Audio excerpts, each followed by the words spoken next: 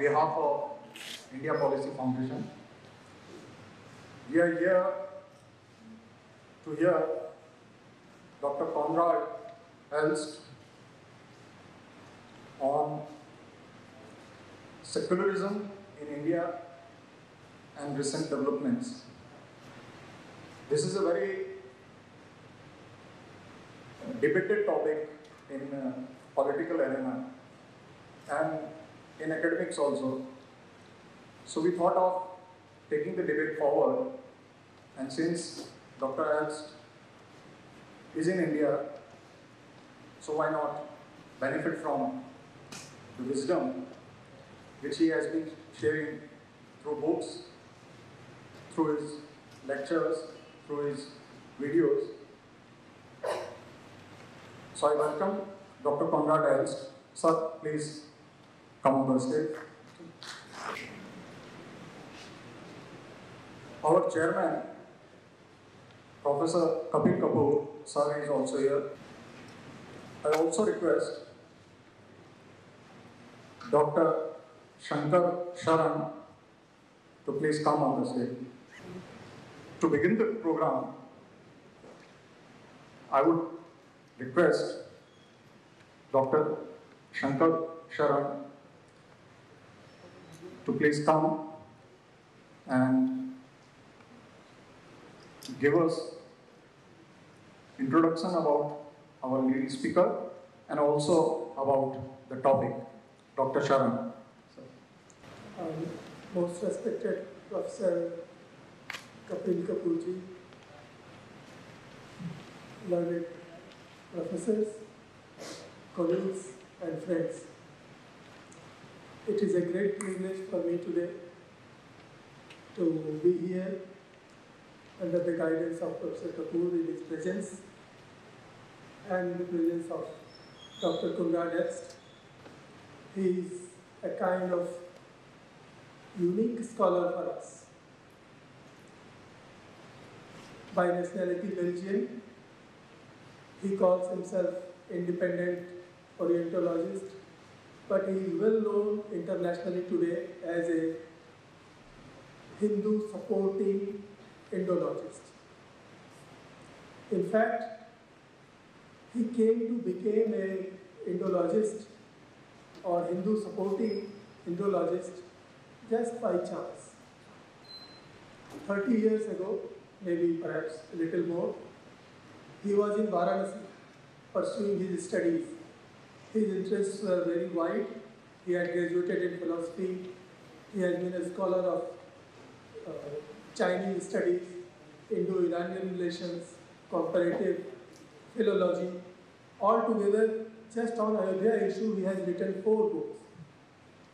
Other than that, his contribution was in Aryan invasion theory or Aryan migration theory, and this debate is still going on in the world, and he is one of the recognized authorities on Aryan invasion theory out of India theory, and he has written 2 books on that also. And other than the book, he has been contributing in seminars and papers all over the world. He is recognized, and it is strange to some extent, at least to me, that he is more recognized in American European scholarship as a pro-Hindutva Indologist or a scholar than our own people. So other than this Ayodhya and Aryan invasion theory, he has written 2 volumes, which to my understanding is another unique contribution politically. Saffron Swastika. These are 2 volumes at different, I think first was in 2001 and then second came on 2006. And this is a most systematic defense of the RSS BJP being branded and propagandized as Hindu communal fascist organization. So the entire systematic explanation of what is fascism and how their ideology, their documents, their activities, their concerns, their statements, and he has given a systematic account of RSS and BJP's since their inception up to date. as a defense of why this calling them fascist is so very wrong. Right? In my understanding, that is a very important book to which there is, I cannot say even a second book or second volume is available as systematically. And it is my pleasure that I have introduced such a great scholar to you, and I hope you will be benefited by his lecture and then our Revered Professor Kapoor's presentation, and I hope you will enjoy and learn so much from it. Thank you very much. Thank you very much, sir. Dr. Shankar Sharan is professor at NCERT. Now I will give a brief introduction of our chairman today. Professor Kapil Kapoor is a very familiar person in JNU. Presently, he is our chairman, India Policy Foundation. He is a globally renowned scholar of linguistics, Indian knowledge traditions, literature, religion. At present, he is Chancellor of Indian Institute of Advanced Study, Shimla. Earlier, he was Chancellor of Mahatma Gandhi Antarashtriya Hindi Vishwavidyalaya, Wardha. At JNU, he was Professor of English. Professor Kapoor was also Professor of Linguistics. So, one of the rare persons to have, you can say, hold professorship in 3 different subjects, 3 different fields. Today, we plan to have a lecture by Dr. Conrad Els, followed by presiding remarks from Professor Kapoor, and then we will have a question-answer session. So, I would request, before you could say taking much of your time, I would request Dr. Conrad Els to please come and give his address today. Thank you, sir. Please. Namaste, or shall I say Vanakkam for the Tamils present. Ladies and gentlemen, I'm going to tell you about my encounter with the problem of secularism in India. It was 1988 and I was in India for the first time. I was an avid reader of newspapers at that time. And so in Varanasi, where I lived, I must have been quite a sight, because every morning I bought a few newspapers. Then I went to the Ganga River, and then I took out my shoes, and up to my knees I was standing in the water reading my papers.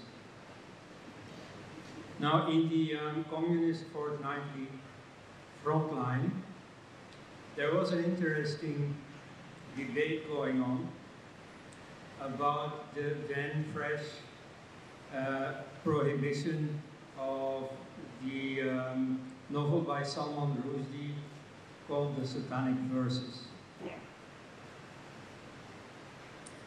As you know, it was offensive to Islamic sensibilities, essentially for 2 reasons. At the popular level, where practically nobody had read the book, the rumor circulated that it was really very offensive to the wives of Prophet Muhammad, because there is a scene in a brothel called the Curtain, the Parda, and the women working there take as a sort of an artist's name the names of the wives of the prophets. So you could do it with Aisha, you could do it with Zainab, and so on. And so you see, the rumor circulated, he has depicted the wives of the prophet as prostitutes. That was the popular reason why Muslims took offense. But the more sophisticated reason among Muslim theologians was that, in fact, he questioned the whole process of prophecy.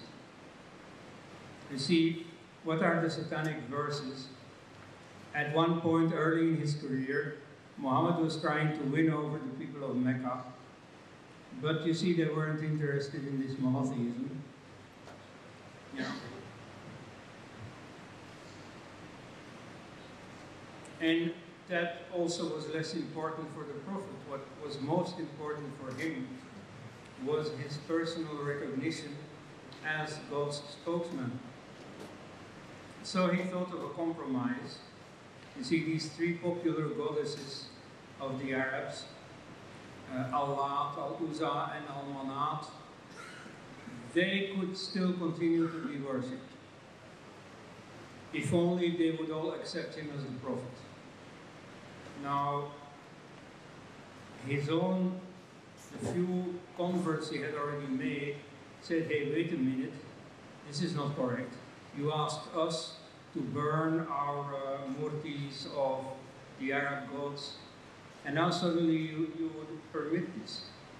And so he realized, yeah, this is a contradiction, this is a position I cannot sustain.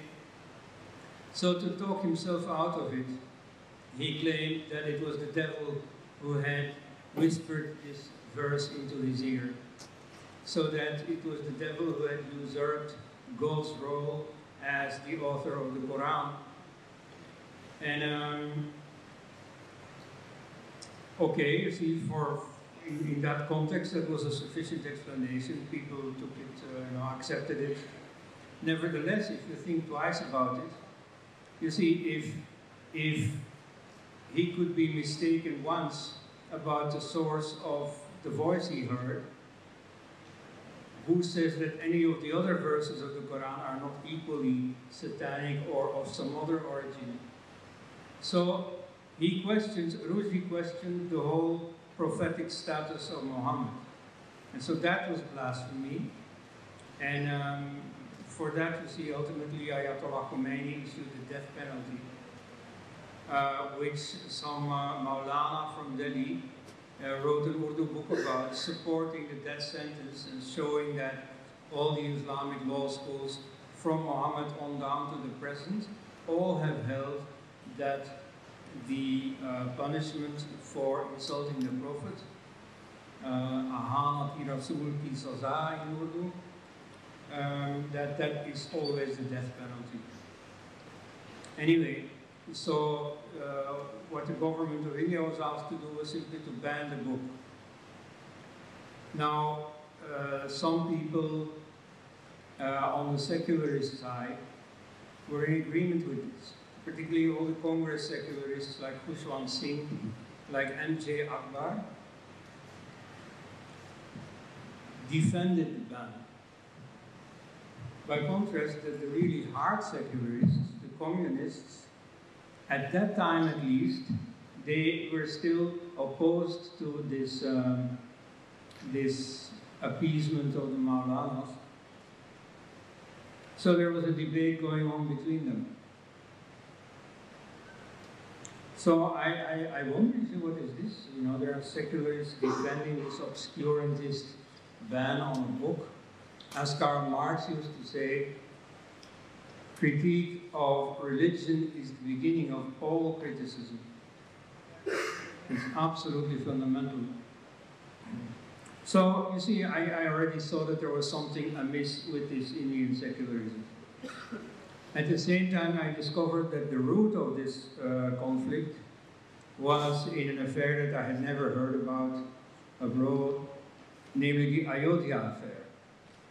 Because, in fact, Syed Shahabuddin, who had gone to Rajiv Gandhi to demand the ban on this book, and who had obtained it, he had originally announced a Muslim march of Ayodhya, which was to coincide with some Hindu festival taking place there. So Rajiv Gandhi, who at that time was pursuing a peaceful solution to the Ayodhya controversy, thought, well, maybe, banning this book is a good price for preventing bloodshed. So he said to Shahabuddin, okay, we want you to call off this march. What do you want in return? And so one of the things Shahabuddin wanted was the banning of this book. So you see, that set me on the trail of Ayodhya. Now, being in Varanasi at that time, of course, here and there, I did I did notice somewhat, like there was a local paper, Aaj, I don't know if it still exists, that was fully reported daily, you know, in big letters, front page, every detail about the Ayodhya affair. So, okay, you know, I thought, you know, this is something worth investigating. Because I had come to India to study philosophy, but frankly, as a young man, you know, you have nothing to say really about philosophy. You have to do something involved with the world. Maybe now at this age, you know, it's about time to think more deeply. But at that time, you see, the political affairs of India were most interesting. And it was very useful to research them because the rest of the world didn't know anything about it. So, in 1989, I published my first article about this affair in a Belgian communist weekly. At that time, the left was still hard secularist. Later, they started appeasing Islam in Europe as well. And so 1989 is really the year in which it all happened. That is also when I first met Sitaram Goel, who explained me everything about the situation here. You see, while looking around, I had already discovered this RSS bookshop on Jean de Wallan, but I found that very disappointing. You see, all the ideas there were the stuff that you also know about European nationalist movements. You see, I thought there was something mysterious about this Hinduism. You know, but at that time, Islamic fundamentalism was already pretty well known. And so I thought that, you see, Hinduism being a lot more mysterious than Islam, you know, that Hindu political movement would also be more mysterious. And in fact, it was disappointing. It was simplistic. But anyway, I lived in Varanasi. I was in Delhi for a few days to, you know, get some papers worked out. That took a few days. So I went to the publisher's area, Daryaganj, to, you know, see what was going on. And I found a book called History of Hindu-Christian Encounters by a historian called Sitaram Goel. And I thought it was very interesting. I read it like one evening. And the next day I went to the same bookseller, Upal, and he said, well, you know, did you like the book? Yes, yes. Well, it so happens that you can talk to the writer. You see, he has an office just one block away. So he phoned and he arranged my meeting there. And that same afternoon, in fact, I learned more about the situation in India than at any time ever. So it turned out that, well, there was very, very few people really standing up for Hinduism. You see, there were lots of lobby groups and there were laws in favor of Islam, Christianity, the minorities. At the time, there was also the Khalistani struggle, and so which was very favorably reported in the Western press. Everything, you know, was the fault of the Indian government. But so for Hinduism, nobody was really standing up, not even this supposedly Hindu movement. But anyway, Goel's point was that the Hindu movement is quite confused, is quite illiterate, and is unequipped to be the leader of Hindu society, especially at a time when it is besieged on all sides. Okay. As for the Ayodhya affair, which was also at that time, and about which Shankar Sharan has told you a bit, so it is true that I wrote a little booklet that's sort of journalistic, you know, it's not very deep or, you know, I don't think looking back on it would, but anyway, it was important because I concluded after looking at the evidence that, yeah, of course there was a temple there, a temple that was destroyed, Now, that was not really a very sensational thing to say. You see, a few years before that, everybody had assumed so. A century before that, there had been a trial in Ayodhya where both the Hindu and the Muslim claimants, as well as the British judge, all agreed. Yes, of course, you see, there was a temple destruction and then a mosque was built. And so that was not put in doubt by anyone. You know, it's only what shall we do about it? That was the question. And so the judge ruled, yes, you see, it is very unfortunate that the temple was destroyed to make way for the mosque. But since it happened centuries ago, it's a bit too late to remedy the condition. So you see, whether you agree with that judgment or not, at any rate, the factual basis of it was not controversial at all. Of course, there had been a temple there. So into the 1980s, that was universally assumed.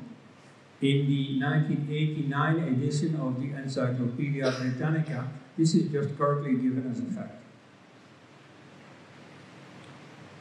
But then also in 1989, there suddenly was a statement by the eminent historians, as they have come to be called, of the JNU History Department. And so they said that, you know, there is really no proof for a temple being there.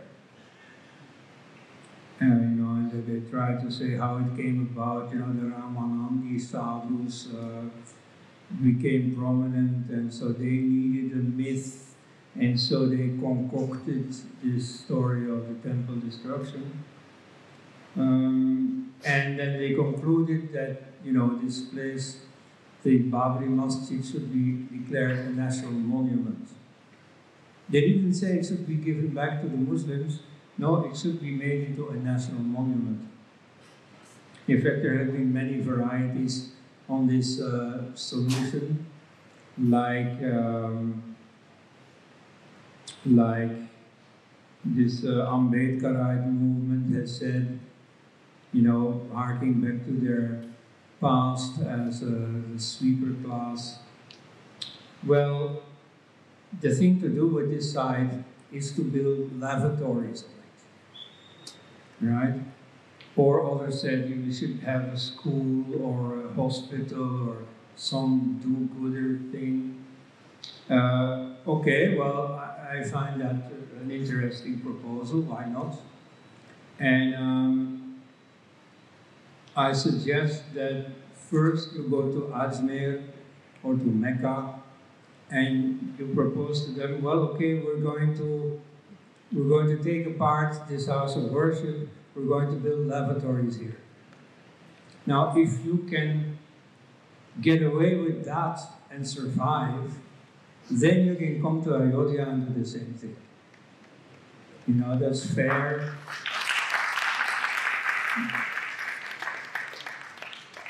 But so anyway, I wrote that little book, you know, in support of the old consensus, which had suddenly been jeopardized by the statement of the JNU historians.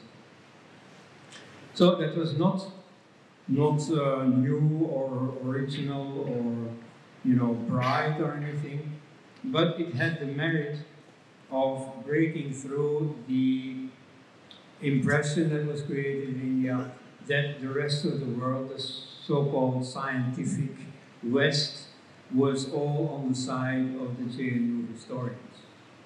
You could get that impression, because it is true that our academics have sorely neglected their duty, they have not investigated the matter, and they, like, automatically, as a knee-jerk reaction, sided with what they thought were the good guys, because that had the merit of being against the bad guys, namely the Hindu activists.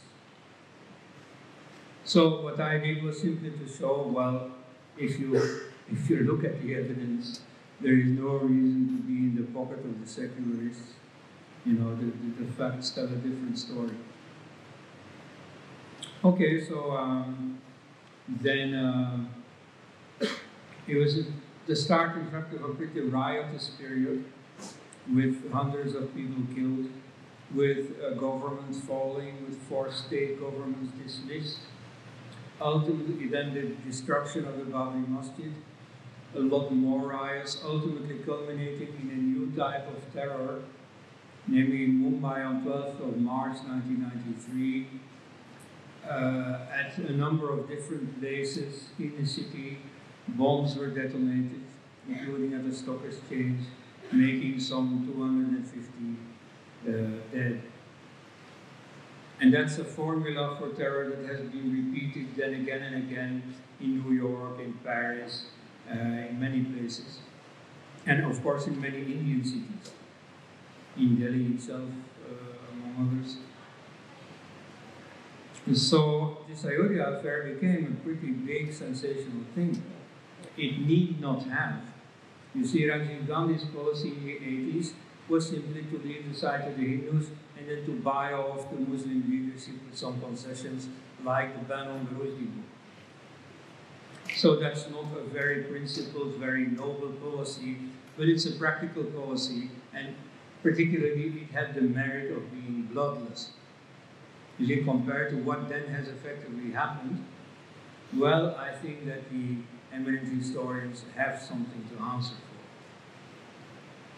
for. Later, when the case went to court, well, the place had been in the hands of the court since 1950, but you see, finally they were making work of it in the noughties after 2000. And so the eminent historians were called to the witness stand. And there, one after another broke through. They said, oh yeah, but I'm not an archaeologist.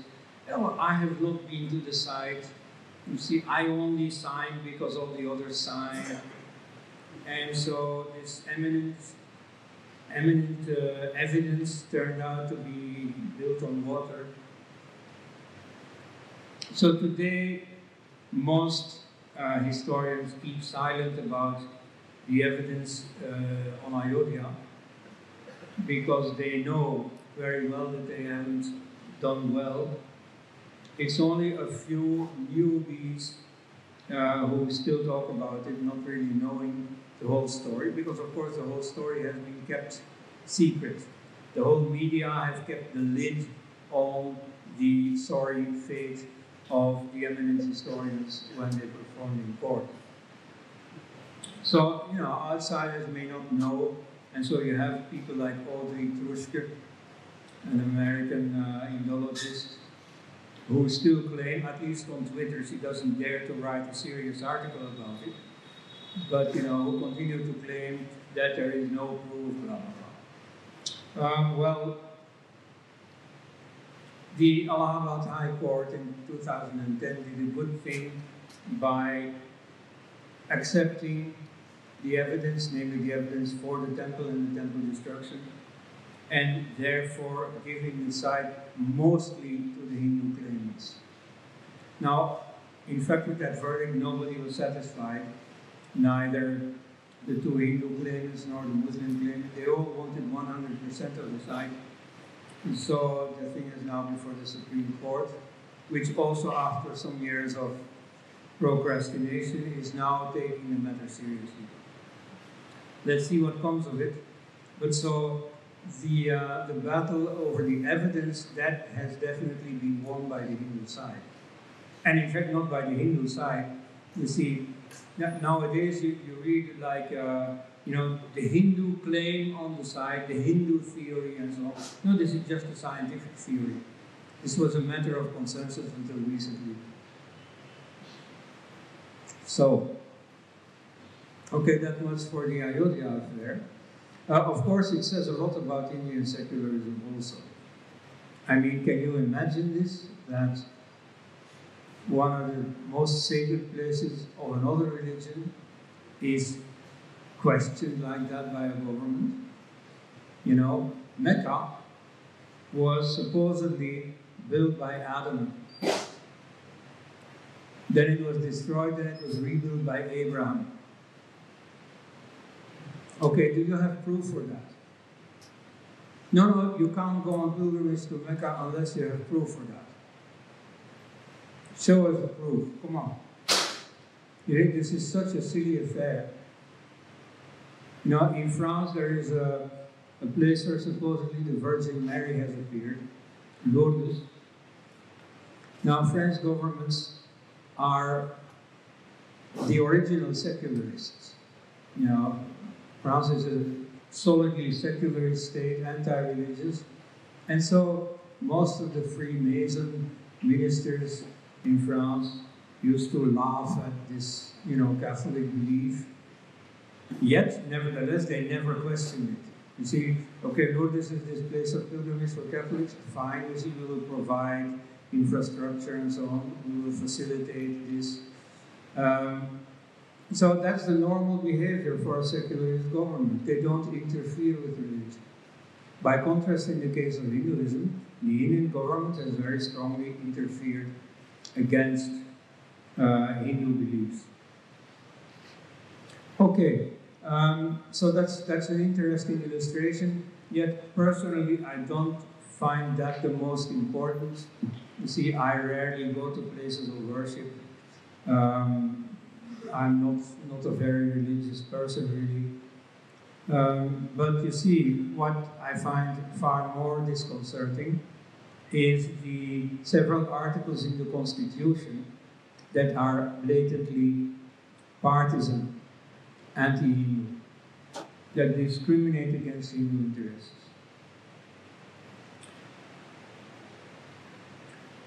Let's first cite an article that will be liked by many Hindus, but that is never implemented. It is for a uniform civil code. You see, this is an article in the Directive Principles, which have no teeth. You see, the Indian state plays lip service to these principles, but doesn't enforce them. So it's like, you know, dreams up, okay, you know, we should have a common civil code, but it doesn't do anything to get there. Even though the Supreme Court in some 15 years ago has effectively asked the government, come on, what steps are you taking towards this uniform civil code? But anyway, nobody's doing that. Now, the lack of a common civil code is not much of a concern to me. It is not much of a concern to most Hindus, because throughout history, there were different law codes for different communities, even within Hinduism. Like, for instance, to give a famous example, the Brahmin caste, for example, was exempt from the death penalty, no matter what crime they had committed, whereas other castes, you know, could get the death penalty. But then, by contrast, because of their duty to transmit the Holy Scripture, they were forbidden from getting drunk. Because if you're drunk, you know, you don't pay respect to, you know, maybe you start making jokes about the Vedas or something, you know, so to prevent this and the, you know, misfortune that would supposedly follow from it, they were punished if they were drunk. Okay? Now that did not count for laborers or other castes. So, you know, you have this system of different law systems for different castes, and the ultimate arbiter was not even the king or someone, was the caste panchayat. And so they could have very different systems, and they could change their systems if they wanted to. Nobody else could interfere. So when the Hindu marriage code came about in the 1950s, it was a bit of a revolution for Hindus. You see, to uniformize family law for Hindus. Nevertheless, Hindus have accepted this. You know, this has just become normal. This is not being questioned. The same does not count for the minorities. There is a separate law system for Parsis, who also don't make any trouble about it, but nevertheless they enjoy it, mainly because two other communities wanted to enjoy it, namely the Christians and the Muslims. Particularly for Muslims, it is a very important theological point, because Islam is not just a belief system that you can practice behind closed doors. No, it is also a law system. So they say it is fundamental for Islam to follow this law system. Okay, well, you know, again, I don't find this a very important point for Hindu interests, but nevertheless, it is not secular. It is not Hindus who should go for a common civil code, it is the secularists who should do so. All right? And as long as they don't do so, you see, I smile at the claim that India is a secular state. It is not a secular state.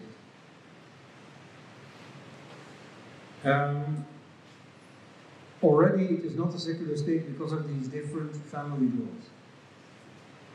I mean, in a secular state, by definition, all citizens are equal before the law. They have to obey the same laws, they get the same punishments if they don't. Article number 1 of the Belgian Constitution says, every Belgian citizen is equal before the law.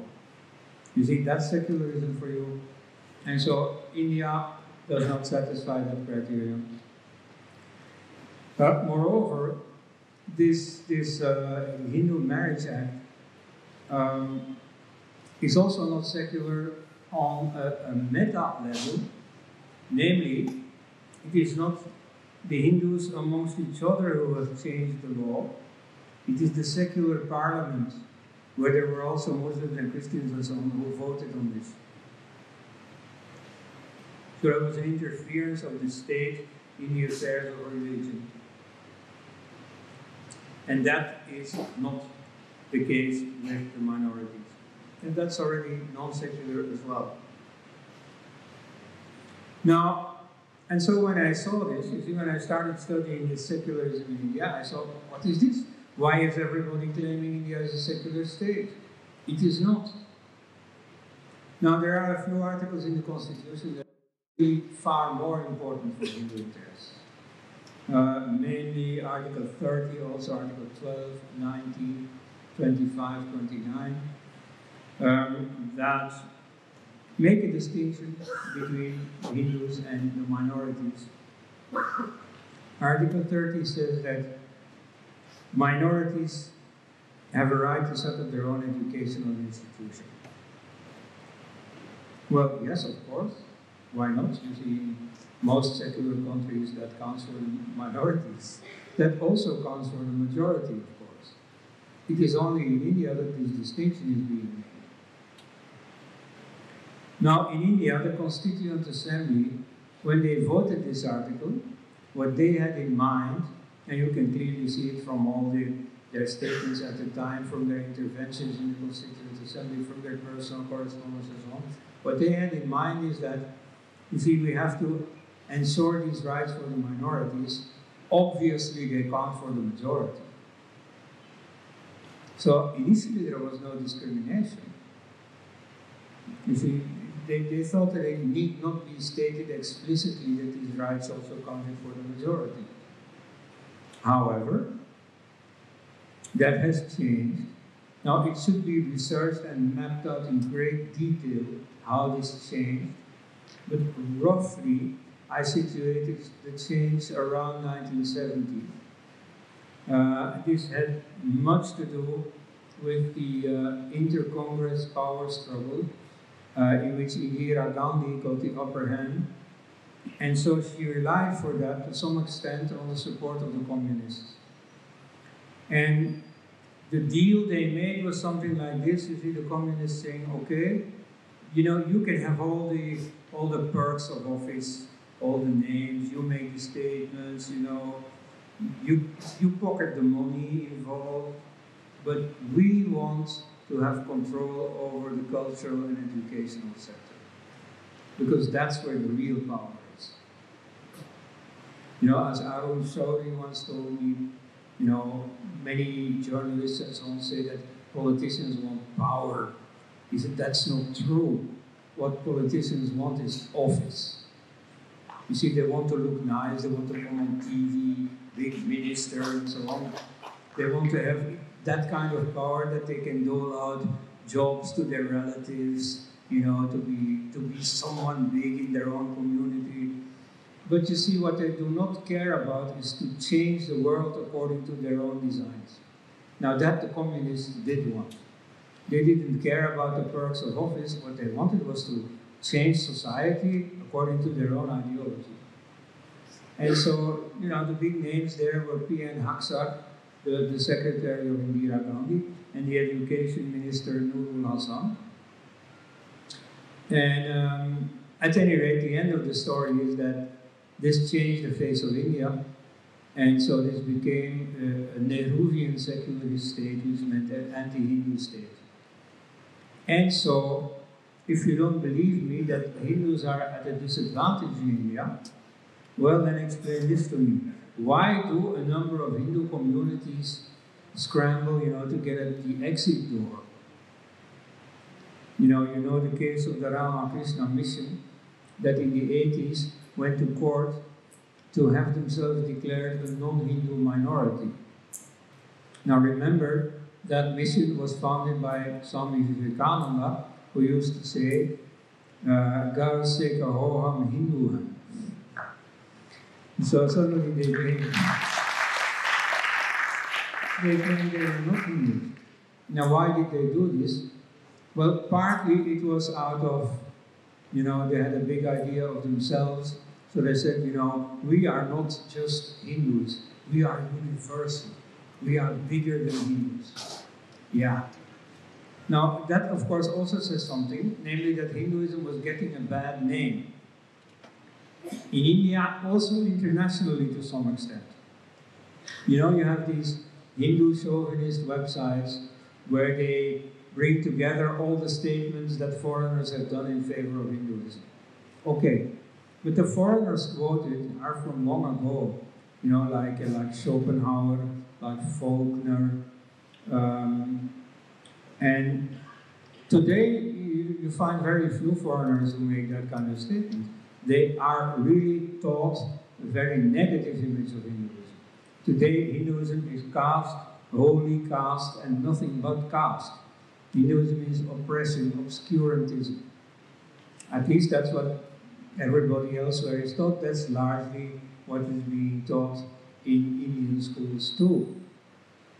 So one reason was simply this image, but the other is that there were very tangible interests involved. The Ramakrishna Mission had invested heavily in running schools. So to protect these schools, particularly in Bengal, where there was a lot of agitation by the communist teachers' unions, they wanted to get out and they wanted to have the privileges that only minorities have. The same thing happened with the Arya Samaj, at least provincially in Punjab, and they got away with it. Whereas the Ramakrishna Mission was denied this separate status. Recently you had the cases of the Jains, same thing. You see there were a lot of educational interest involved, and with the Veera Saivas, strongly supported by the Congress in Karnataka. So, you know, it's a bad thing to be a Hindu. And, you know, if this continues, I'm afraid there is something to be said for what I've heard several Hindus say. You see, at this rate, Hinduism is going to disappear, and rather soon. Yeah, maybe so. So I'd like to announce to you, and I'll stop with that, that 2 days ago there was a conference here in Delhi about a proposal to amend these articles in the Constitution and to make them equal. I mean, to make the religions equal before the law. You see, that's not a matter of pushing Hindu interest, you know, Hindu Rashtra and so on. No, that's simply a matter of equality. You give the same rights to Hindus as you give to others. Like, for instance, in the Right to Education Act, you don't say, okay, schools have to pay up, except minority schools. That's in the Right to Education Act today. So, you know, these discriminations have to be abolished. So that's a good thing. I'm very glad I associated myself with this endeavor. I do not agree with every single line in the proposal. Like, there's one thing that particularly I think is unrealistic, they want to do away with conversions. And that's in Article 25, which gives everybody the right to practice and propagate this religion. So they want to scrap the word propagate. Now, I think you can scrap that word propagate, that's fine. But you see, to the practice of conversions, it will not make any difference. Even in states where they have a so-called Freedom of Religion Act, which means not really prohibition, but a control over conversions, you see, even there they are totally ineffective. And, you know, in India you can vote any law, and I mean, I'm sorry as a foreigner for observing this, but, you know, you can't miss the fact that many laws are nice on paper, but are not being implemented. You know, like when Narendra Modi came with his plan to provide lavatories to every family, you see, a laugh went up saying, yeah, you know, that is a nice thing on paper, but it will never be implemented. Now, one of the nice things about Modi is that he gets a lot more done than politicians used to do. But still, I wouldn't expect anything from an anti-conversion law. Look at China. You see, in India, laws are debatable. In China, a law is very strongly enforced. Now, China also wants to stop conversions to Christianity, and they cannot. You see, I mean, at least the victory bulletins sent home by Christian missionaries in China are impressive. Tens of millions of people converted to Protestantism. So, you see, there I don't think you can count on the law. There it is a matter for civil society. You see, freedom is not a cakewalk. And so, if you have equality before the law, also in matters of conversion, and you don't like conversions to Christianity, then you have to become active and give people reasons why it is better not to convert to Christianity. Like, for instance, there is a whole literature in the West written by Christians and ex-Christians about the history of Christianity, the theology of Christianity, why it is wrong, why it can't be true. And, you know, nobody in India knows about that. You know, in the time of Mahatma Gandhi, there was already plenty of critical scholarship about Christianity in the West, but the only thing he borrowed from the West was this missionary propaganda about Christianity.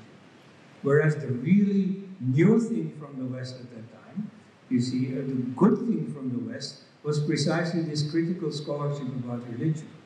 Now, about that, in one sentence, I can say that in the case of Hinduism too, it will whittle down a few beliefs, you know, but the essence will remain standing. Whereas in the case of Christianity and Islam, if you study their core, I'm afraid that it can't stand scrutiny. So, you know, if you bring that free intellectual life, that investigation, that research, make it common, make it well known in India, it will ultimately do the job of stopping these conversions. So there, I don't think that the law should be changed or fundamentally. But you see, the discriminations against Hinduism, they have to be abolished, and in fact, every secularist should be adamant about it. Thank you.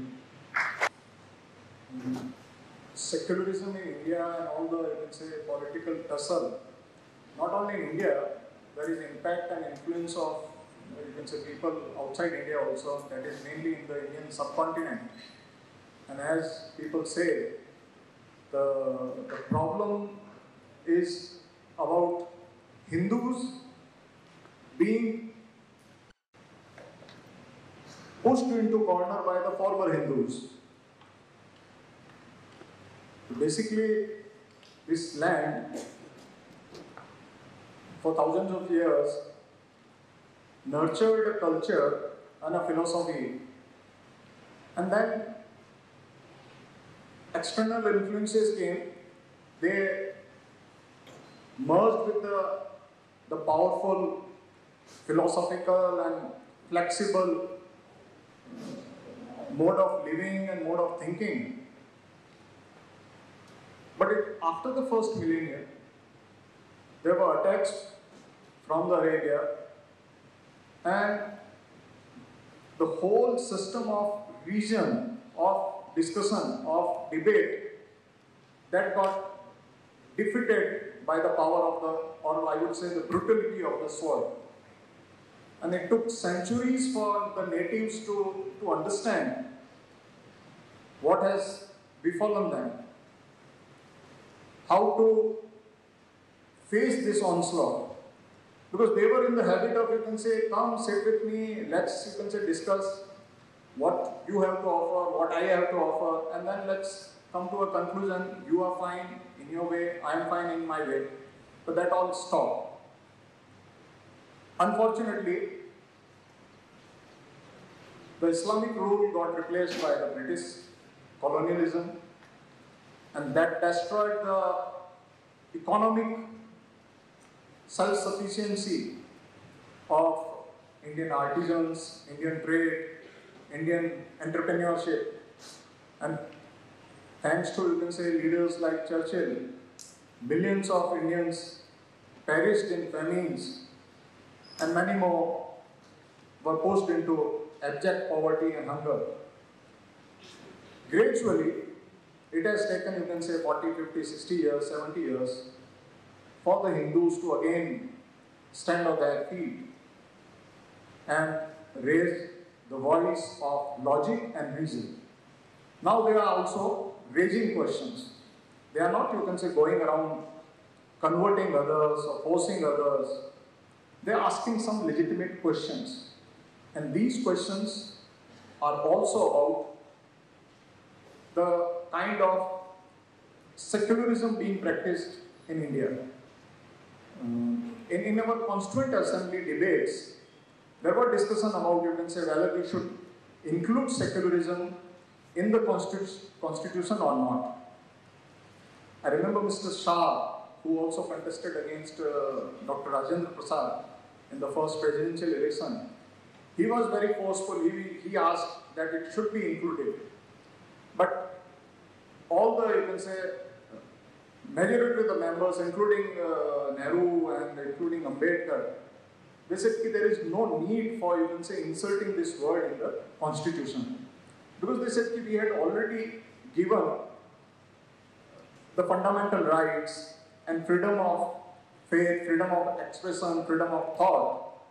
And also, we have mentioned that the state will not give money to institutions which propagate a particular religion or religious belief. So there is no need to include that. And after, you can say, 2.5 decades, Indira Gandhi inserted that word, and now you can say 40, 50 years later, what we find is the state governments after state governments taking great pride in, you can say, fixing salaries of people who work in the mosques and who teach in the madrasas. So, what kind of secularism we are practicing? Are we really in the sense of, you can say, treating all religions together in the same way? Why do governments control temples and then collect money from them and then give it to, you can say, institutions which preach, propagate other faiths? Why do we have, as Dr. Conrad has mentioned about, why do we have personal laws in a secular state? Where is the need for that? And what is the rationale behind that? And if we have, you can say, personal laws, why only for civil laws? Why not having Sharia law for the criminal activities? You want good for both? You also no, criminal laws don't cut our hands, put us behind bars for 6 months if we commit theft. But then for civil cases, you said, we have a personal law. So these issues have been raised. We are only raising legitimate questions. But then the questions itself are troubling a lot of people. Because those people believe in the, you can say, the power of the crowd, or the power of ruthlessness, the power of money, and the power of the state, which we have seen in USSR and now what we are seeing in China. So those people are afraid of logic, afraid of reason, afraid of discourse, afraid of discussion. These efforts need to be, you can say, pushed. I would request, if anybody has a question for Dr. Conrad Els, please raise your voice.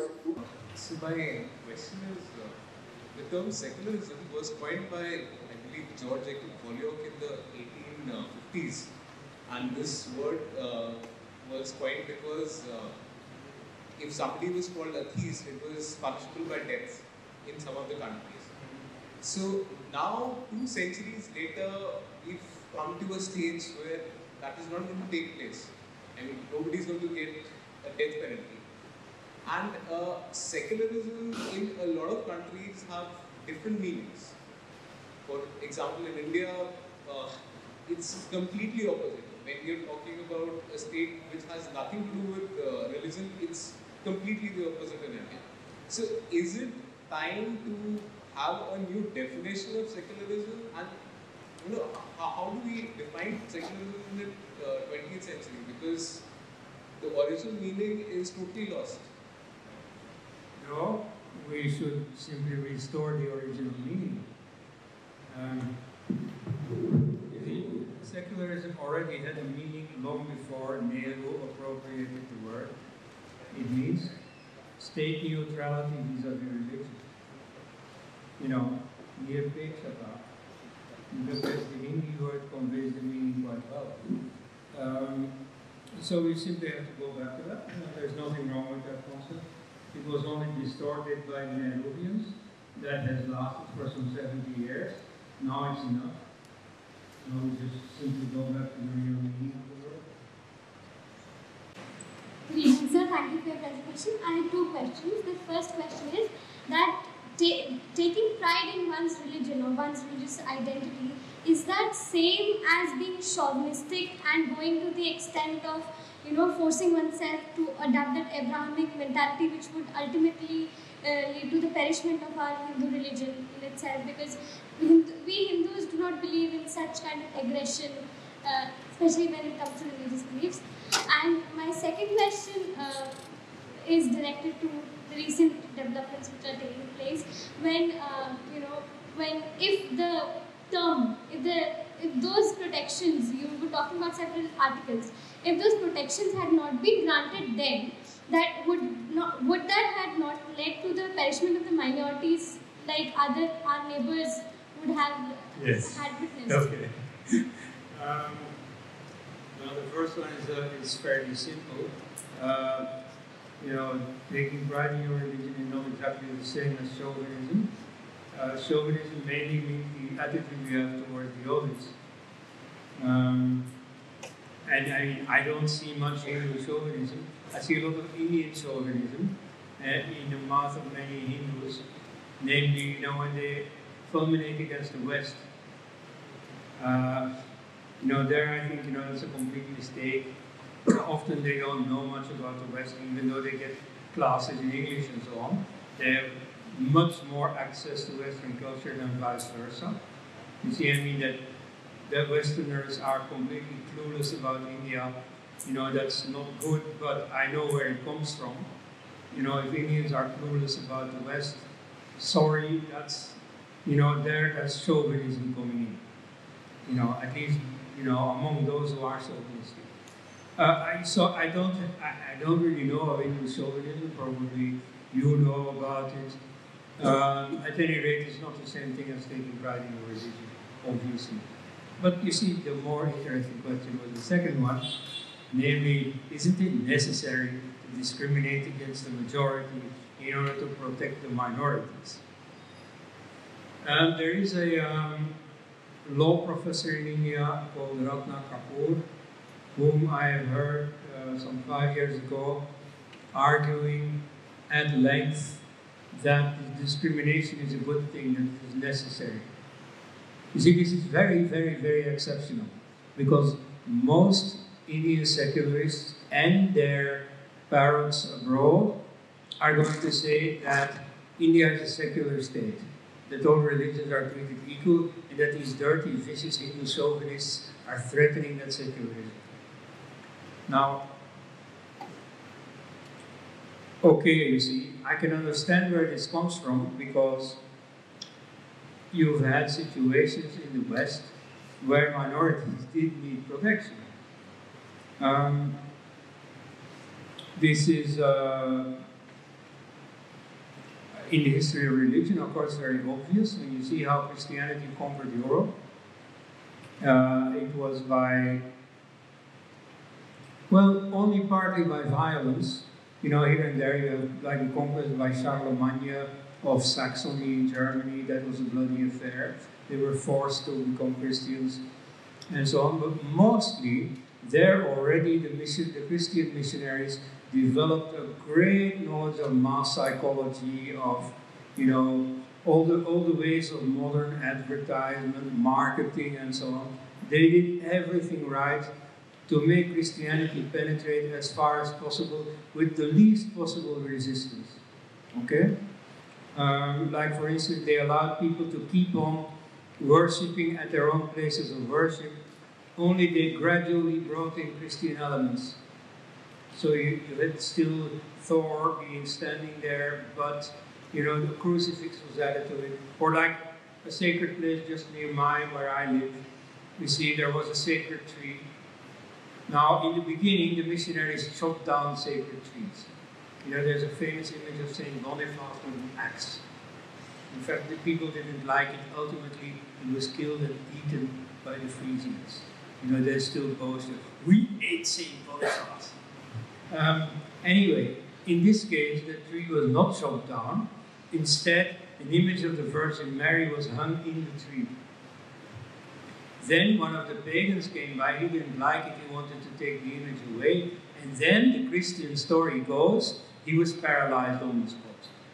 But then fortunately a Christian came by who hung the statue back in the tree, and then he was released from his paralysis. And so now it's a sacred place where people go on pilgrimage also. Okay? So that's the Christian approach. Nevertheless, there was also quite a bit of violence, especially once Christianity was in place. And then you get like the Cathars in south of France, you know, a heresy. Or for instance, the Jews were not really persecuted, but they were kept in ghettos. They were denied quite a number of rights. They couldn't exercise certain professions and so on. So yes, you see, there things happen that make you say, well, the minorities need protection. Now, today when they think of protection of minorities, you see, this mostly emanates from America, where it mostly concerns race. You see, in terms of religion, the American formula is pretty good. You see, they protect the churches from the state. In France, it's the other way around. They protect the state from religion.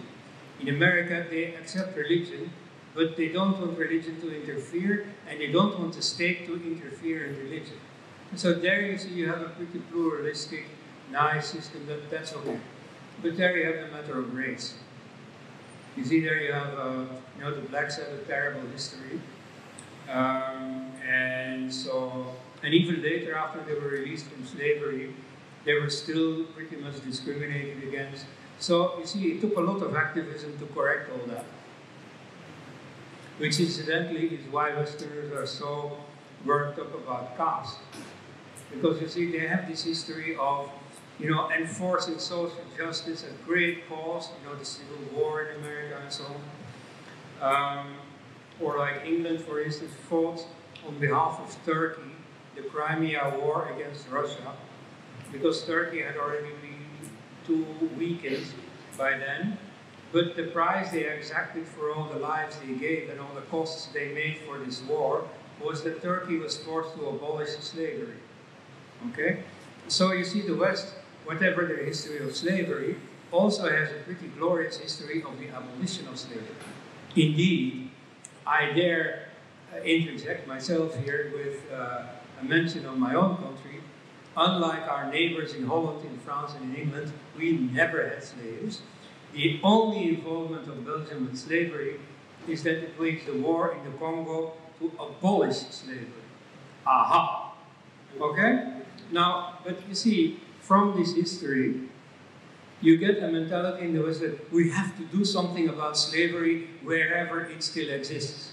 And so then you get this propaganda that the caste system is a type of slavery, and it's insufficiently realized in the West that it has been abolished and all that.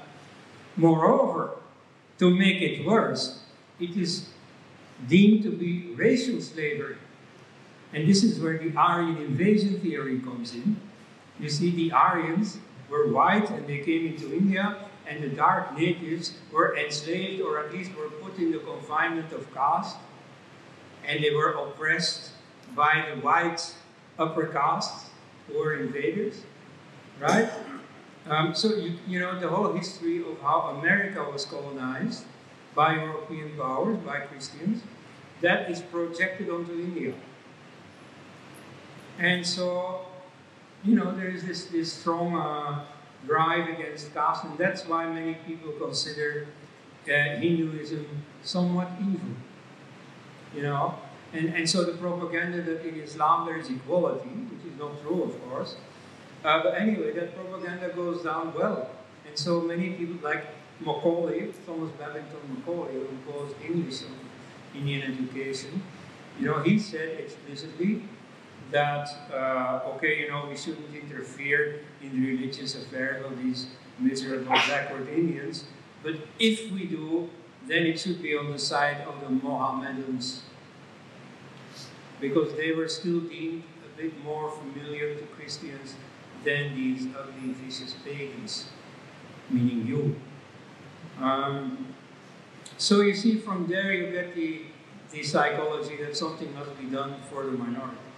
Now, to project that principle onto India is so silly, it's so counter to Indian history. You see, there has never been a time when the Hindu majority oppressed the minorities. You see, for Europeans with their history of oppression of the minorities, this may come as a surprise, but really, you can't tell me of any example in Indian history where the majority oppressed the minorities. The other way around, by contrast, yes. And so, you see, whether reservations for the blacks in America are the solution or not, that is debatable. But the historical fact that the blacks were oppressed, that is there. That can't be argued with. Now, in the case of India, it's just the opposite counts. You see that Hindus treated minorities well. That's a fact of history. That the minorities did not is also a fact of history. And indeed, you see, if some injustice in the past should be compensated, then it should be the other way around. It's not like this Ratna Kapoor says that Hindus have an obligation of appeasing the minority and of compensating the poor, hapless position of the minorities. That's not the position of the minorities at all. Historically, Hindus have converted to Christianity or to Islam when it was in their interest, or often when they were forced to. I'll even leave that out. But you see, often you had a case like under the Mughals, you had some quarrel with your neighbor, you went to court, and you found out, but Muslims are always treated better in court than Hindus. So you converted to Islam, and you won your trial. So who are the Indian Muslims? They are people who have chosen privilege. They are people who have again scrambled for the exit door and left. You see, are there any Hindus here? You see, if there are, it's impressive that there still are so many. You see, if there are, there's one good thing I want to say about you. Well, all of you. You see, the one good thing about you, maybe there's more good things about you, but one good thing that I can already see is you people are not rats. You see, Hinduism at the moment is a sinking ship. And so the rats are the ones who leave the sinking ship, or who try to. Well, you people don't. So I appreciate that about you. But so you see, that's the short of my answer. There is nothing that Hindus have to compensate for, you know. And you know, maybe the others ought to do some compensation for what their ancestors did, or maybe not. But I don't want to press that point. I don't think they should pay compensation or anything. Just equality is good enough.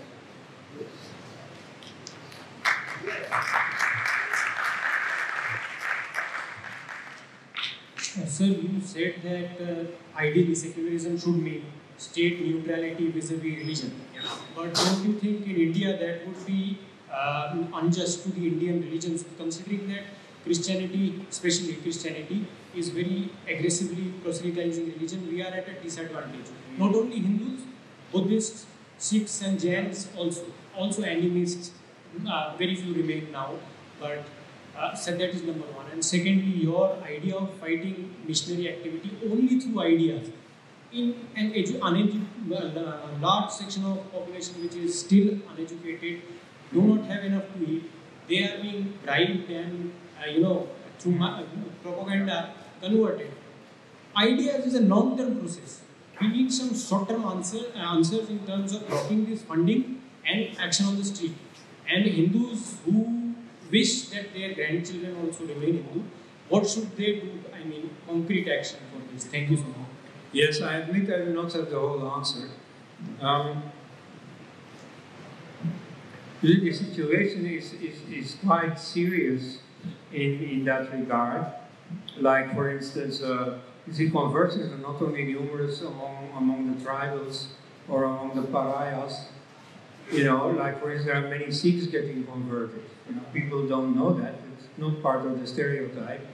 Or, for instance, you see, for those Indian chauvinists who complain about, you see, the missionary activity being part of white supremacism or something, or American imperialism, you know, the fact is that today, 99% or so of the missionaries are native.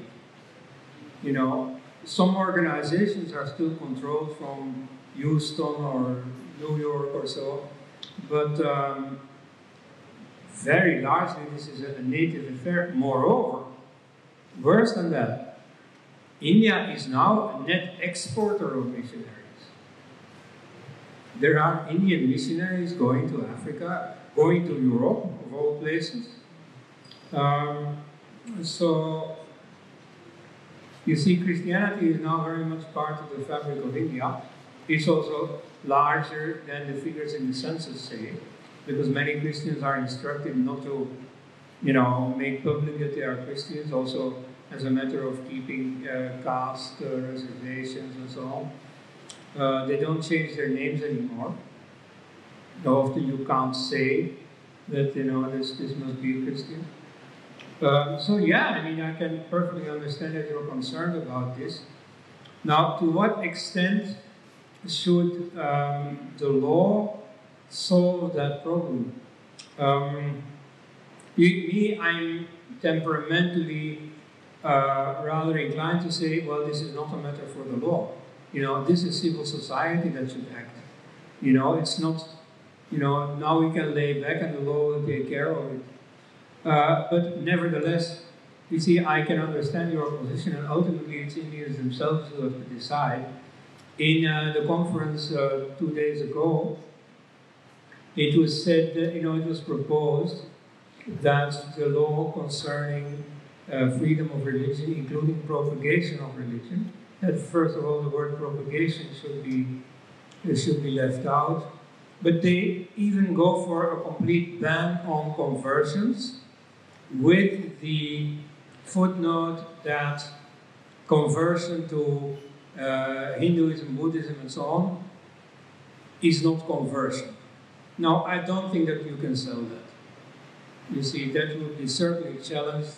I mean, they can pay for lawyers, you know, don't worry. And on demand, you see, they can pay a Hindu to, you know, go for them so that he isn't attacked as a Christian defending his own thing. So I don't think that'll wash, and of course internationally it will create a storm of protest. And now many Indians are very proud to say, oh, we don't care about Western opinions anymore. Fine, but I think you do care. You know, if you see the American influence in Bollywood, or, you know, I mean, the BJP so far has tried to live up to secularists. Part of that secularist pressure is also the foreigners who are parrots of the Indian secularists, and you know who have the prestige of American institutions and so on behind them, and so Indians look up to that. So that factor still plays a role. And so you see, to say we're going to prohibit conversions, I don't know if you can pull that off. Now, on the other hand, sometimes you just have to, you know, ignore world opinion. This is what happened with Kashmir, with Article 370. You see, everybody was mesmerized by this secularist idea that, you know, Kashmir needs a special status. Now, that turned out not to be true. You see, when Article 370 was abolished, Modi got a very large majority for it in parliament, like more than 2/3 majority in the Rajya Sabha and even more in the Lok Sabha. Several opposition parties joined him. Several members of Congress who officially were against it, you know, voted against their own party with the government. So you see, that really was a people's vote. You see, everybody, you know, the whole of India was in favor of the integration of Kashmir. And, you know, in foreign countries, there are still protests against that. I mean, there is, of course, Pakistani protest. But, you know, all these Western leftist intellectuals are, you know, they are in favor of open borders. They are against Donald Trump's wall against Mexico. They are against Brexit that recreates a border between Britain and Europe. You know, they are for open borders. And yet suddenly, because of Kashmir, they have discovered the virtue of borders. Not even just international borders, but a border between one province and the rest of the country. You see, this is so absurd. And, you know, it was already an absurd situation that you have a sovereign state, and yet you are not allowed to go into a part of your own country. What is this? No sovereign state would accept that. And so, you see, Modi did nothing but normalize the situation. You see, I mean, this made no sense, the special status of Kashmir. So he re-normalized the situation. In fact, the amendments to these discriminatory articles in the Constitution are also simply a normalization. They simply restore common sense. There's nothing Hindu fanatic about it or so, it's just normal. But so ultimately, you see, I admit that conversions are a difficult problem. And so I am in favor of the approach of persuasion. Nevertheless, maybe sometimes it may be so acute that something more is needed. I leave it to you to decide.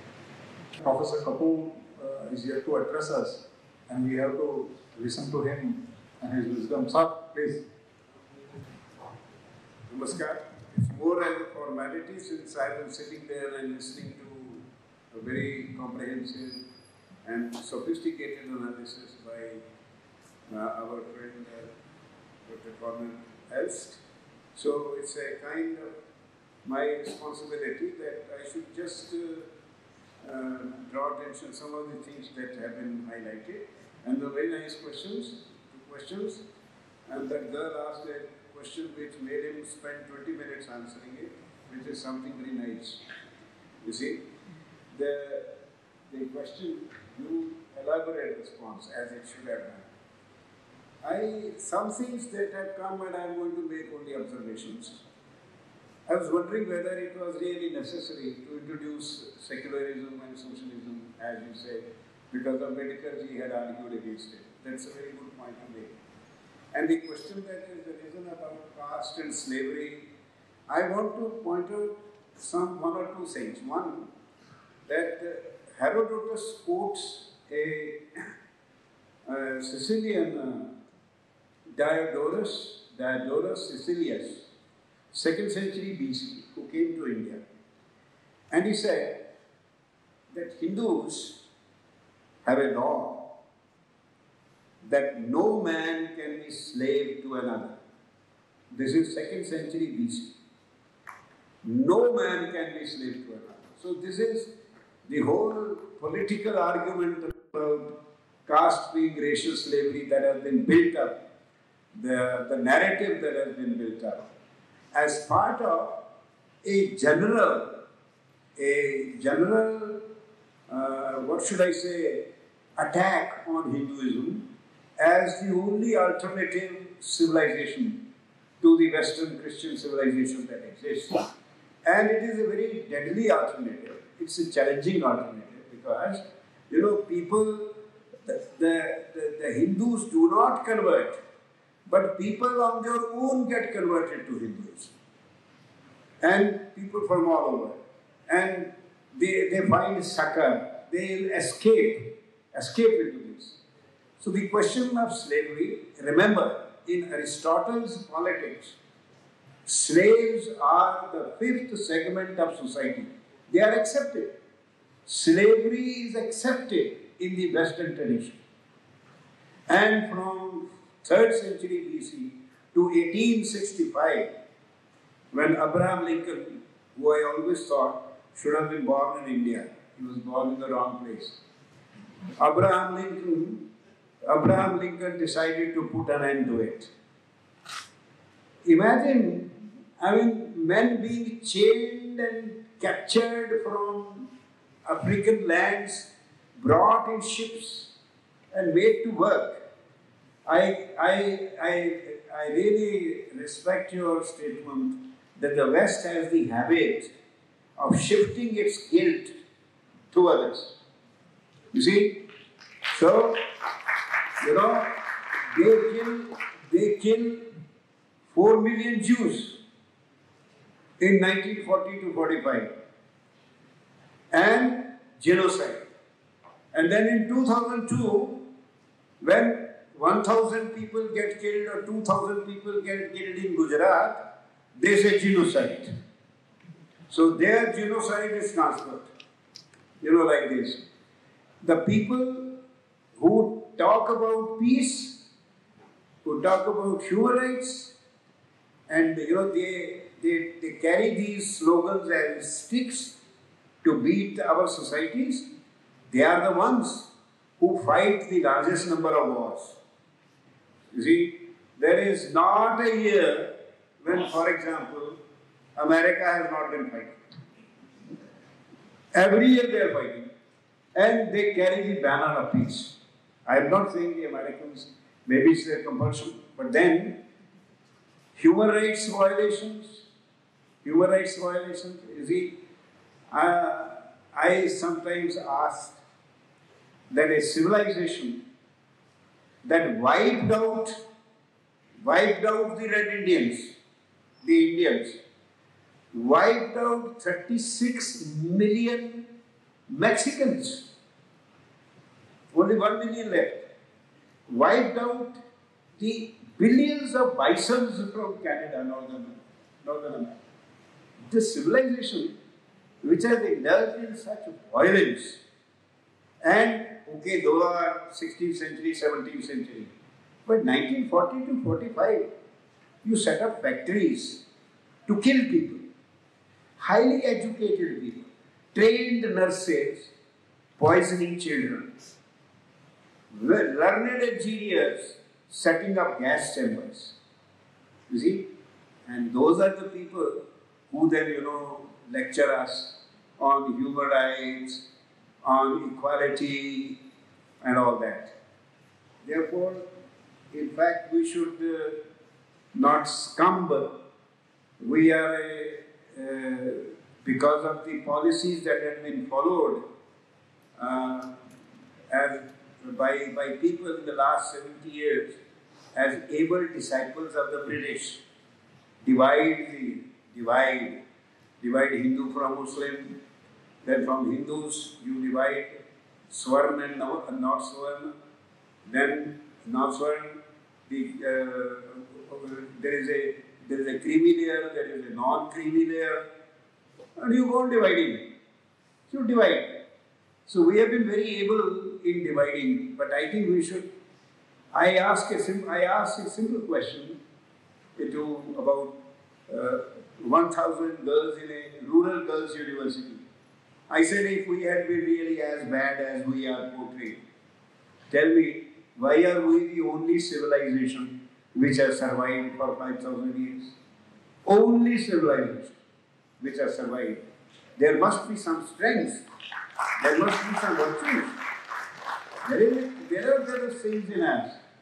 And unfortunately, it has already been said that in fact, Indian state is not a secular state. Not a secular state. Indian people, particularly by and large, Indian people are secular. The state is not secular. The state is partisan. Partisan in matter of laws. They allow different religious groups, different personal laws, and the Hindu community, because it is so, it has been one intrinsically tolerant. Secondly, 1,000 years of suppression, and 80 million Hindus killed. The Hindu population fell by 20 crores between 1200 and 1500. Imagine. So such suffering. So Hindus have become docile. They have lost their spine. They don't fight back. And the moment they fight back, they are told, no, you are a very tolerant people. Please, keep on tolerating. Keep on tolerating. Because you are a tolerant people. Hinduism is tolerant. So let me abuse you. Doesn't matter. Don't fight back. Don't fight back. Because you are a tolerant religion. You are tolerant. We have had, tell me, I have had a series of things. Recent, you see, three things, recent developments, Ratnuji says, three recent developments. We have a Prime Minister who openly prays in the temples. This has not happened earlier. Openly prays and also fasts. उपवास भी रखते हैं, उपासना भी करते हैं.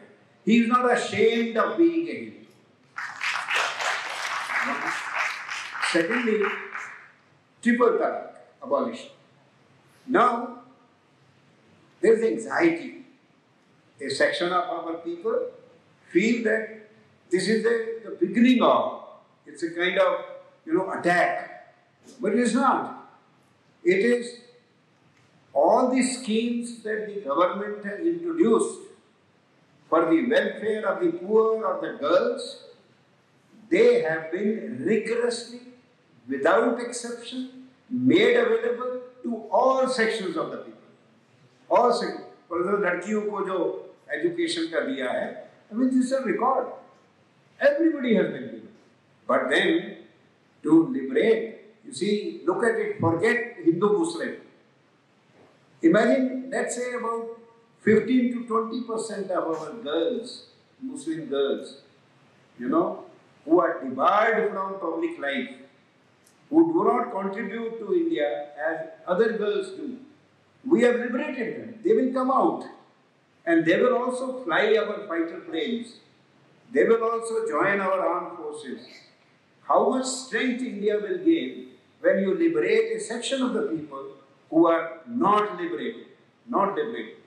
But then it is seen as an attack. It's a matter of perception. But I am sure those who have been liberated are very appreciative that they have been liberated. And that's why a party which has been branded as Hindutva, right, so on and so on, I think that party got a large number of votes from our Muslim daughters and Muslim sisters. Large number. Otherwise in UP, Uttar Pradesh, how do you get 67 seats out of 75? Can you imagine? You can't imagine. So there are two ways. One this is happened. So secularism, how secularism is now seen in terms of triple talaq. Well, secularism means, as the gentleman called Boy pointed out, that minorities should be left alone. Even if they do wrong, they should be left alone. No, that is not secularism. That if somebody does wrong, it has to be corrected in the general good. In the general good.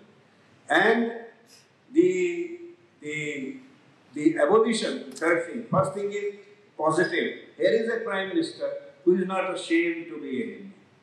I will tell you why I am saying this later. A little. The second is that is a positive action, triple talaq. Avoid. Marriage laws, barabar hai. Abhi bhi nahi hai. Abhi bhi marriage laws of different communities are not equally protective of women. They should be made, all marriage laws should be made equally protective of women. Equally protective. That need to be made, even now. Thirdly, Article 370 in this abolition.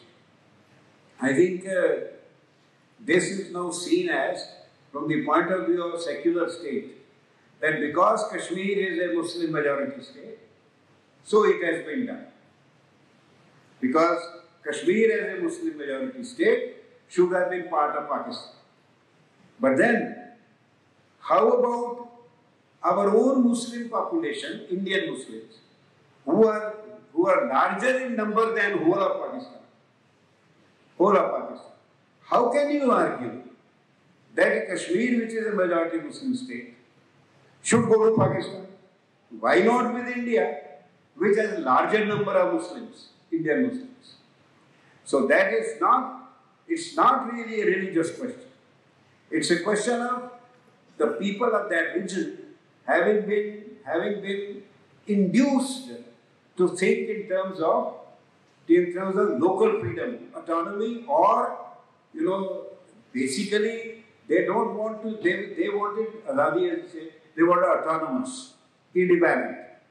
But the logic that it is a Muslim state or a Hindu state does not apply, because as Muslim, a Muslim majority state should join that part of the subcontinent which has more Muslim population than others.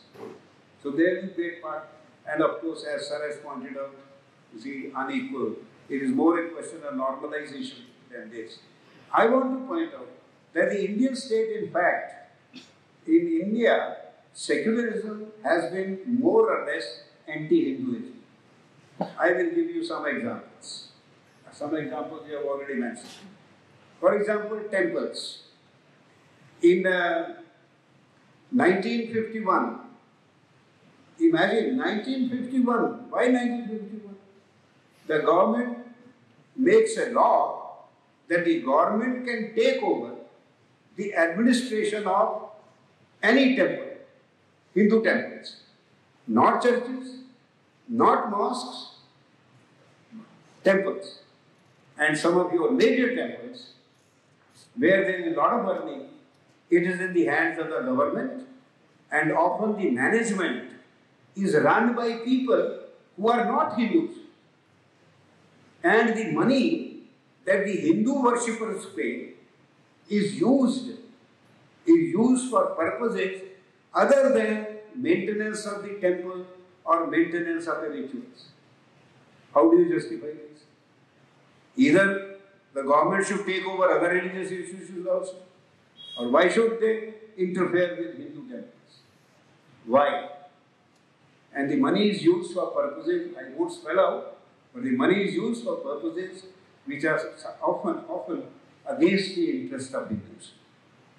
Money from the Hindu temple used against the interest of Hindus. Number one, education. Everybody can teach their own religious texts. they can read religious texts, but the Hindus cannot open Hindu schools. So you can't set up a school and teach Bhagavad Gita, Ramayana, Mahabharata. बाकी छोड़ दीजिए, Mahabharata is a highly secular text. In fact, it is wonderfully secular because it teaches you to fight. To fight for your rights. But no, it's not taught. You can't teach. Because you are the majority. Only the minority. There is a minority education commission. साढ़े 200 चाहिए. Jaspal Singh ji or minority education commission is there. And there are 5 or 7 very eminent gentlemen who every day meet and enjoy, have tea and talk nicely and all that about minority education. Why? When you have a National Education Commission, why do you need a minority education commission? You have already provided in the Constitution, they can open their institutions, and they are opening their institutions. Why should not the Hindus be allowed to open their institutions? Why not? Third, marriage.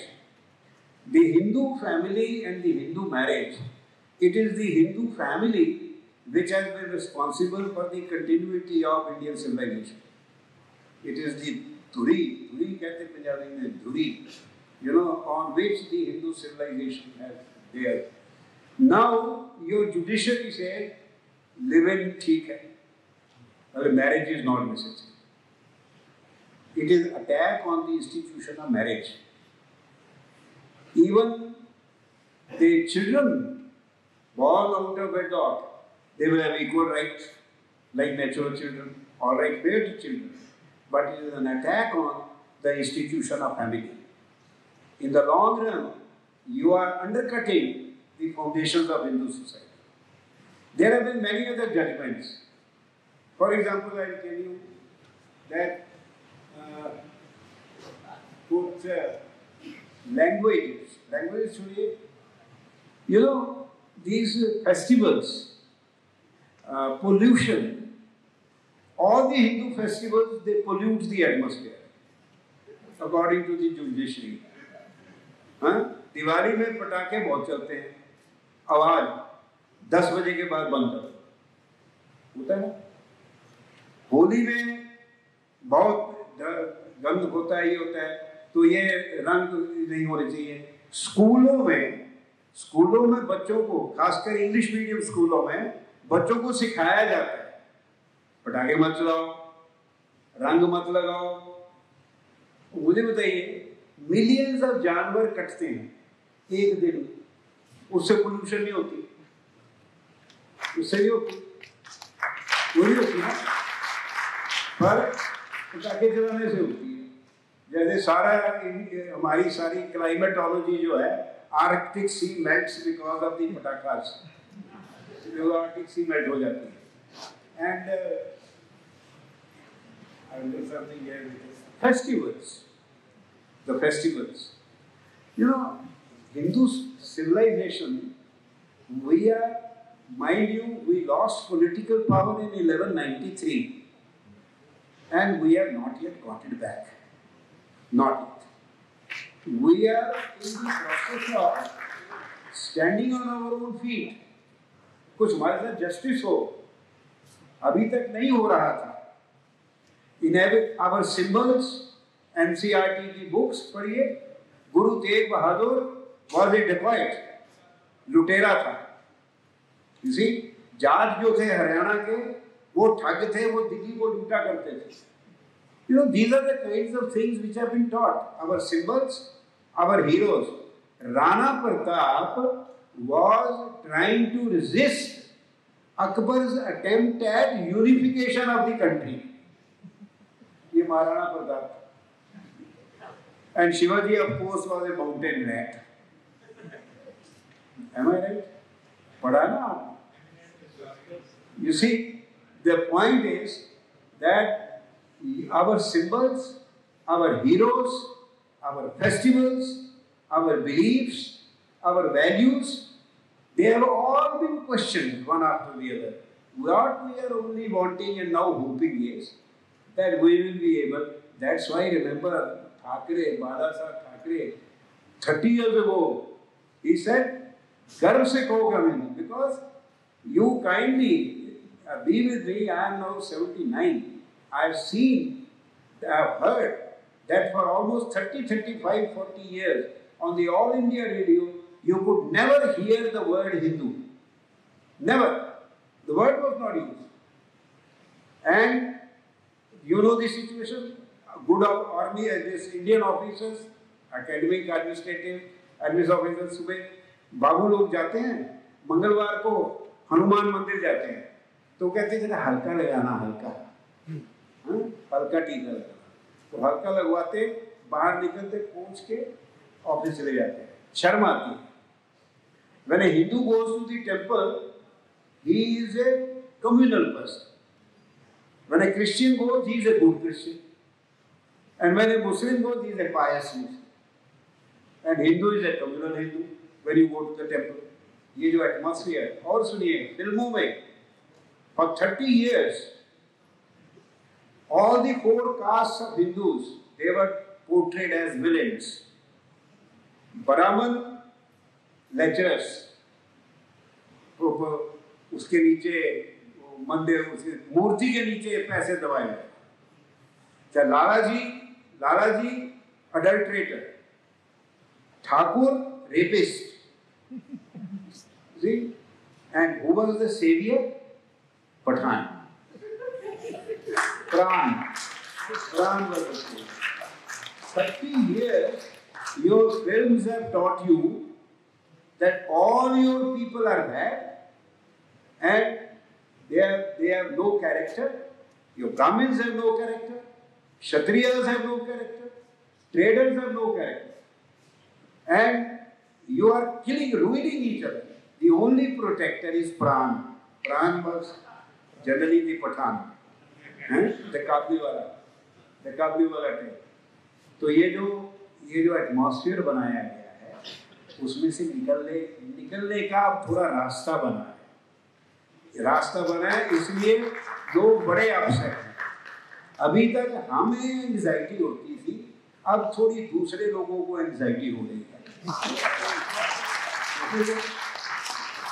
यही जो equality है, this is equality of opportunity, क्या वो भी anxiety उनको हो रही है?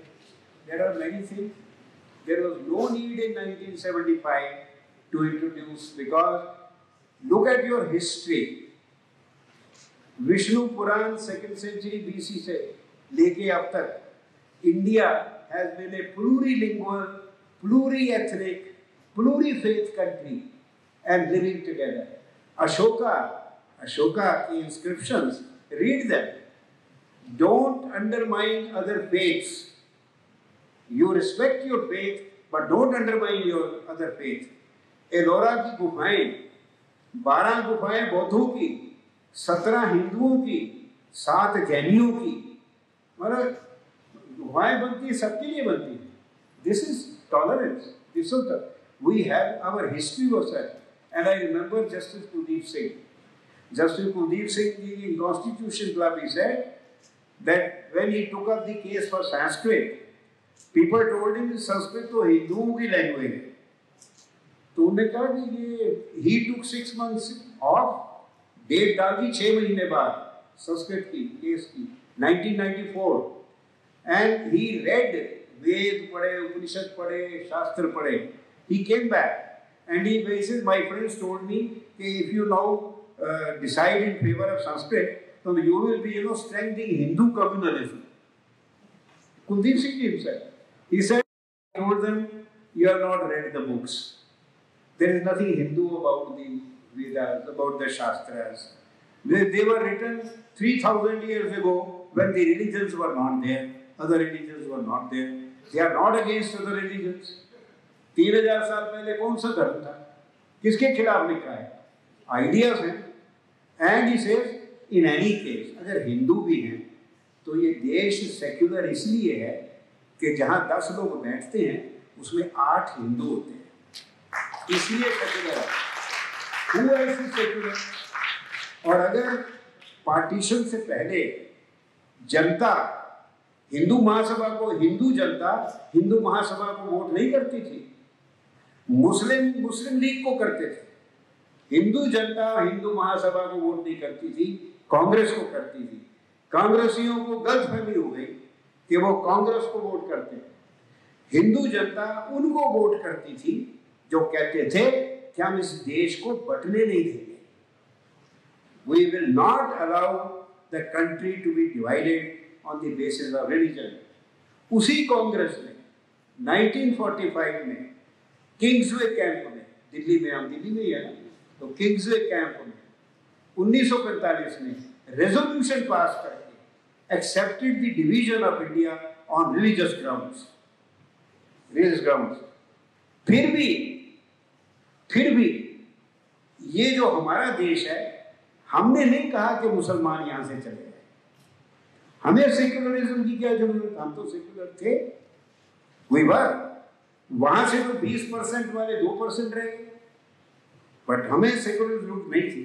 We don't need it. We are intrinsically secular, pluritheistic and plural in every sense of the term.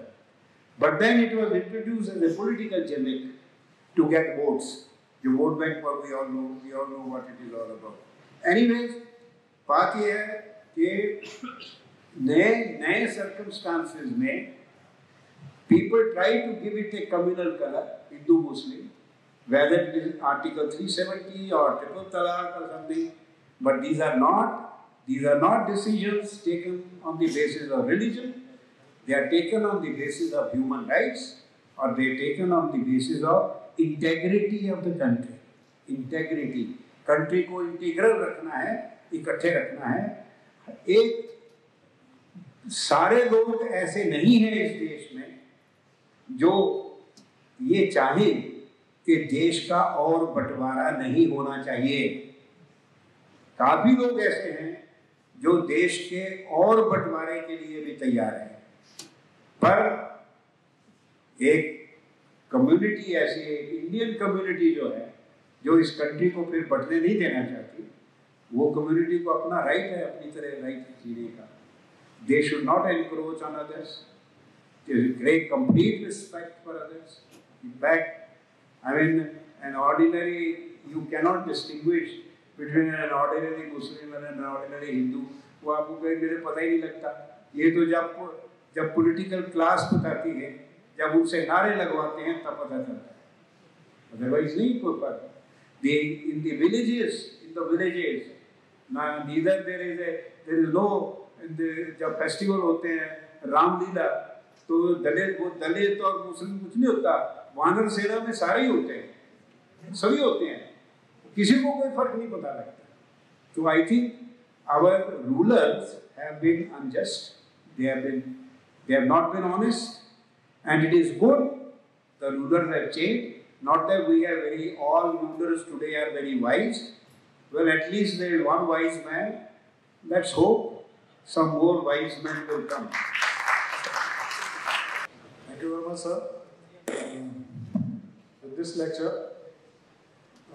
we conclude today's program on secularism in India and recent developments.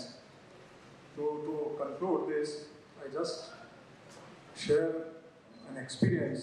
I was told by a leftist friend, a lady, Muslim lady, who worked for, you can say, who joined communist movement as a student and has been teaching for last 25 years. She said, whole my life I believed in communism, and now when I see Mrs. Vrinda Karan sharing stage with mullahs to oppose triple talaq, I don't know why I wasted my 30 years. Thank you.